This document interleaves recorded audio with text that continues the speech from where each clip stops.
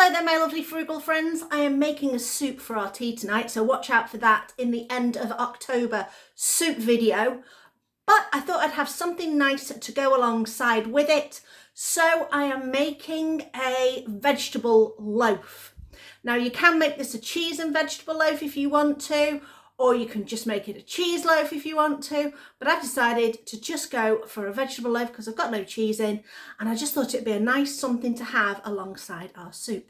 So I'm going to show you what I've got for ingredients. Okay, this is the recipe that I have written down. So it's flour, baking powder, salt, sugar, butter, a cup and a half of cheese, 1 cup of milk, 1 egg, some garlic powder, and then you mix all the dry ingredients together, then mix the wet ingredients together, then mix the wet to the dry, and then you're good to go. So what I've done instead, because I'm adapting, I've got a cup of vegetables diced finely here. So there's some courgette that I've grated, there is some diced red onion, and there is some diced red pepper.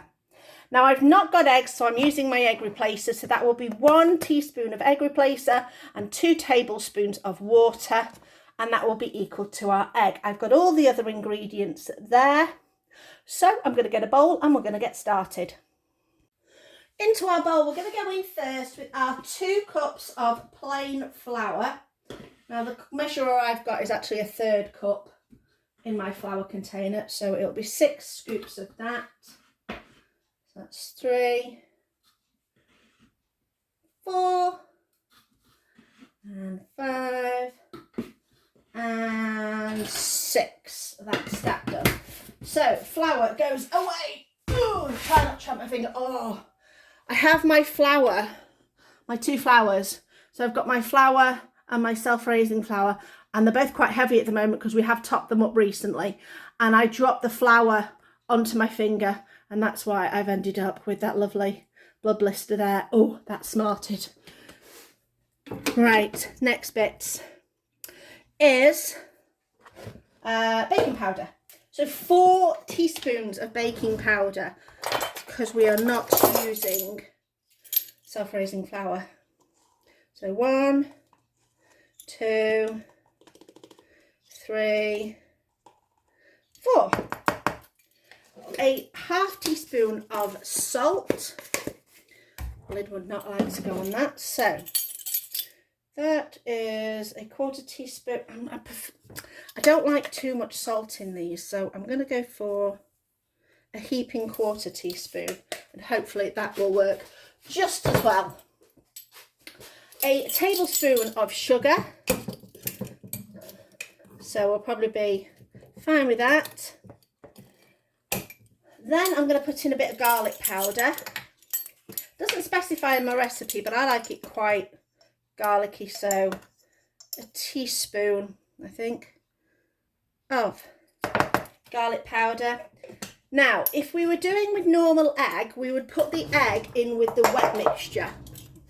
So what I'm going to do is I'm just going to put the dry element of my egg, which is the 1 teaspoon of powder, in with my dry ingredients there, and then I'll put the wet element in with my other ingredients.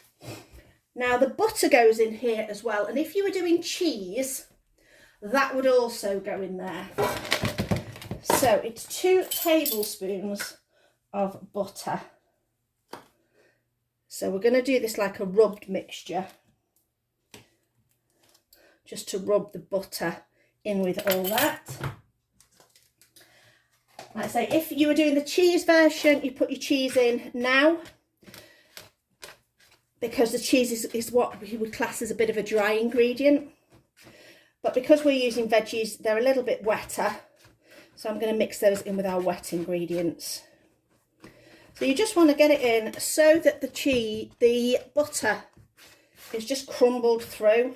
You're not going to make a true crumb like if you were making a pastry, just because there's not enough butter in there. So there we go. Right, time to wash my hands. So in there I have got our veggies. I have got 1 cup of milk, so I'm going to add that to there. Then it is 2 tablespoons of water as per the egg replacer. The milk I'm using is soy milk because that's what we mostly have. Chris has lactose-free milk, but his is more expensive. Soy milk is 50p. His milk is £1.19 or £1.35 depending on where you get it. So we are using the cheaper one. So we'll mix that together. And now it's a case of mixing this wet into this dry. There we go. Make sure we get all those bits. Now another thing that you can do to this, if you wanted to, you could add some tomato puree to the wet ingredients. Add about a tablespoon, and that would make it a slightly tomato bread as well. You're going to preheat the oven to 175 fan, which is about 195 normal. We have got ourselves a bit of a dough. Doesn't necessarily have to be kneaded like a bread dough because there's no yeast. But I do want to stretch out those gluten strands a little bit and just make sure everything is mixed together nicely. And we are going to put that into a loaf tin, which I'm going to grease first using my handy dandy spray, which has come in so much better use than I thought it was going to. Right, let's get all this in there.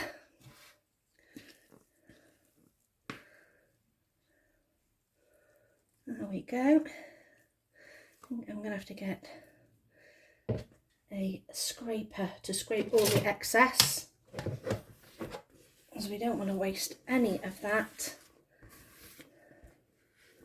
There we go.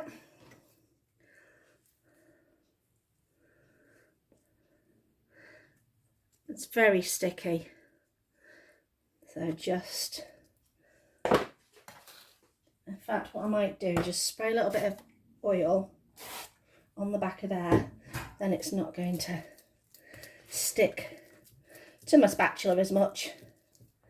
There we go. I'm going to pop that in the oven, and that is actually a pretty quick bread to physically make, although it takes about 45 minutes in the oven. I've got the savoury loaf out of the oven. It took 45 minutes. I'm going to chop off a slice. I'm going to go at this end because it looks a bit bigger at this end. And you can have a bit of a look. See, it's still quite warm. There we go. You can see flecks. Let me put a bit better light on. There you go. You can see the flecks of the veggies. Obviously, the darker the veggies that you use, the more prominent they're going to be. So they look lovely. I'm going to have this with a little bit of butter. When I find a butter knife. There's one. This is going to melt because, like I say, it's still warm. It came out of the pan not too bad with the greasing. All as I did was just need to kind of ease it away from the edges. So that's that. Let's do an on-camera tasting. Hello. On-camera tasting for this one, because it's nice and easy to pick up and to be able to eat. It smells really nice. I like the smell of the peppers.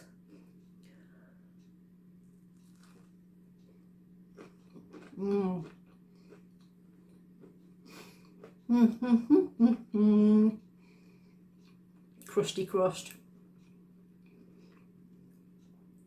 That is a lovely savoury loaf. The peppers just really enhance everything. The courgette doesn't add a great deal of flavour, but it adds moisture, and obviously it ups the veg content. Like I say, you can put cheese in this, tomato puree, if you want to enhance the tomatoiness of it.